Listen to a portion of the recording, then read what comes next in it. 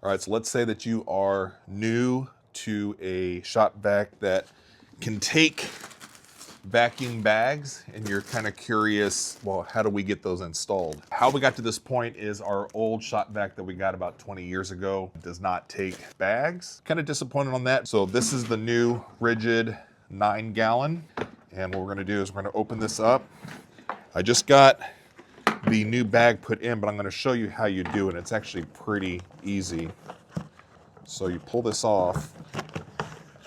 So here's the adapter, and then this is your shop vac. So the 9-gallon and higher take the A size bags, which are the larger size bag for your canister. So you put it in like so, and then just kind of spread the bag out. And you see this rubber fitting here?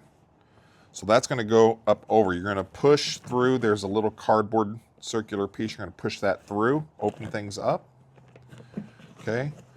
And then you're gonna just slide this over the collar, and you see these ridges on here? You wanna make sure your cardboard collar goes over those ridges to hold the bag in place. So there you go. That's done.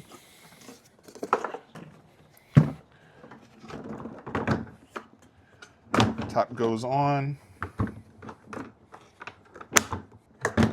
like that, clamp it into place, you're ready to go. I like these newer shop vacs. Again, if you're old school like I am and you've been dealing with the older shop vac that doesn't take those bags, these get really messy, especially when you're dealing with fine particles, drywall, ash, stuff like that. So having one of the newer ones is definitely worth the upgrade when you're wanting to install the bags, and it keeps your main filter clean and you don't have to replace that as often.